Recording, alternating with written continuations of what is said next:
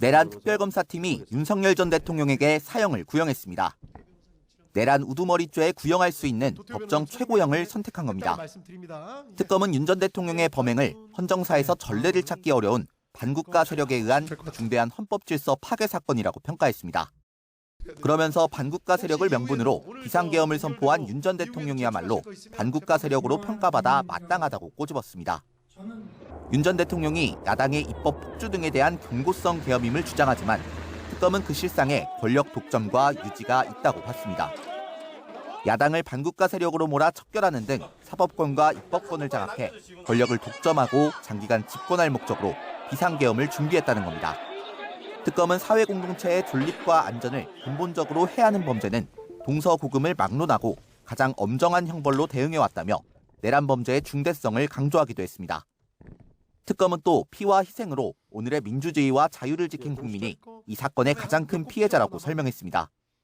국민이 강력한 처벌을 희망하고 있고 정의 수호의 마지막 보루인 법원이 역할을 해줄 것을 국민도 기대하고 믿는다며 마지막까지 엄벌을 요청했습니다. YTN 안동준입니다. 윤석열 전 대통령은 서류 봉투 2장을 들고 넥타이 없이 검은 정장 차림으로 입정했습니다. 적극적으로 변호인들과 상의하는가 하면 증거조사가 길어지자 겹치는 부분을 정리하라며 진두지휘하는 듯한 모습도 보였습니다. 박옥수 특검보가 구형을 앞두고 비상계엄의 불법성에 대한 지적을 이어가자 윤 전 대통령은 군데군데 실소를 터뜨렸습니다. 특히 특검이 사형을 구형한 순간 피식하고 헛웃음을 지으며 주위를 둘러봤습니다.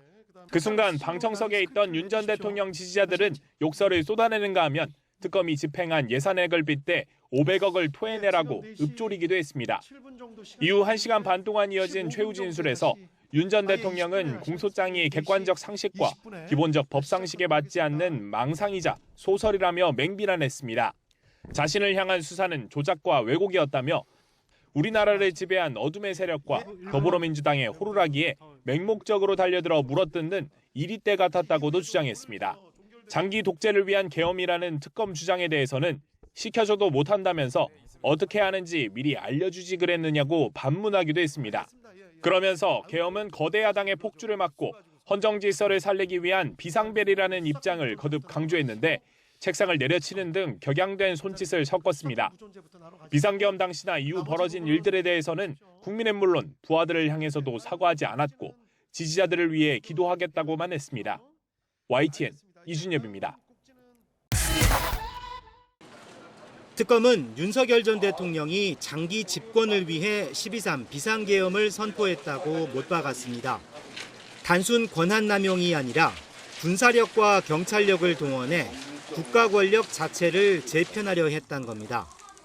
특검은 북한 무력 도발이 실패하자 윤 전 대통령이 국회의 정상적인 정치 활동을 반국가 행위로 몰아 계엄 명분으로 삼았다고 질타했습니다. 지금 우리 국회는 범죄자 집단의 소굴이 되었고 입법 독재를 통해 국가의 사법 행정 시스템을 마비시키고 자유민주주의 체제의 전복을 기도하고 있습니다.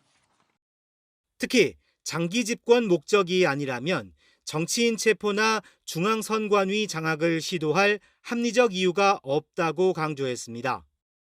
야당을 척결해 국회 기능을 멈추고 국가 비상입법기구를 통해 입법권을 장악한 뒤 임기 종료 전 헌법을 고쳐 권력 장기화를 도모하려 했다고 지적했습니다. 국회 자금을 완전 차단하고 비상입법기구 예산을 편성하라며 최상목 당시 기획재정부 장관에게 하달한 문건 등이 이를 입증한다고 설명했습니다. 독재를 위해 계엄을 실행한 만큼 경고성 계엄이란 윤 전 대통령 주장은 책임을 야당에 돌리려는 거짓말이자 지지자 선동에 불과하다고 일갈했습니다. 결국 윤 전 대통령이 권력욕에 헌법 수호와 국민에 대한 책무를 저버리고 반국가 활동을 했다는 게 특검의 결론이었습니다. YTN 권민석입니다. 미국의 뉴욕타임스 등 외신들은 조은석 특별검사팀이 파면된 윤석열 전 대통령에 대해 사형을 재판부에 요청했다고 보도했습니다. 지난 2024년 12월 3일 단 6시간 만에 끝난 계엄령 선포는 한국에서 80년대 민주화 이후 최악의 정치적 혼란을 불러왔다고 뉴욕타임스는 평가했습니다. 미국 일간지 월스트리트 저널도 특검이 헌법 파괴를 주도한 윤석열의 법정 최고형인 사형을 구형했다고 전했습니다. 로이터 통신은 한국에서 내란죄는 엄격한 처벌 대상으로 사형 또는 무기징역이 선고될 수 있지만 항소할 경우 확정 판결까지 최대 몇 년이 걸릴 수 있다고 내다봤습니다. 외신들은 다음 달 19일 예정된 1심 선고에서 검찰이 요청한 형량이 그대로 받아들여지는 것은 아니라고 설명했습니다. 워싱턴 포스트는 다음 달 법원이 사형보다 무기징역을 선고할 가능성에 무게를 실었습니다. 한국에선 1997년 이후 30년 동안 사형을 집행한 적이 없고 사형 선고도 드물다는 이유입니다. 일부 외신들은 특검의 요청대로 사형 선고를 내리더라도 실제로 집행될 가능성이 낮다며 과거 전두환 재판 사례를 거론하기도 했습니다. BBC는 지난 1996년 전두환 노태우에 각각 사형과 무기징역이 선고됐지만 이후 감형을 거쳐 2년 뒤 사면까지 됐다고 짚었습니다. 프랑스의 AFP-통신은 윤석열은 한국의 현직 대통령으로 첫 구속에 이어 반란 혐의로 판결을 받는 세 번째 전직 대통령이라고 전했습니다. 일본 매체들도 윤 전 대통령의 사형이 구형됐다고 속보로 전하면서 1997년 이후 한국은 사실상 사형 폐지국이라고 설명했습니다. YTN 정신입니다. 이틀에 걸친 초유의 결심 공판을 거친 서울중앙지방법원은 다음 달 19일 윤석열 전 대통령의 내란 우두머리 사건에 대해 선고합니다. 특검이 사형을 구형한 내란 우두머리죄의 법정형은 사형과 무기징역, 무기금고 단 3개뿐입니다. 윤 전 대통령 변호인 주장대로 무죄나 공소기각이라는 선택지도 있습니다. 재판부는 특검과 윤석열 전 대통령 변호인단의 주장과 사실관계를 면밀히 분석해 이 가운데 하나를 선고합니다.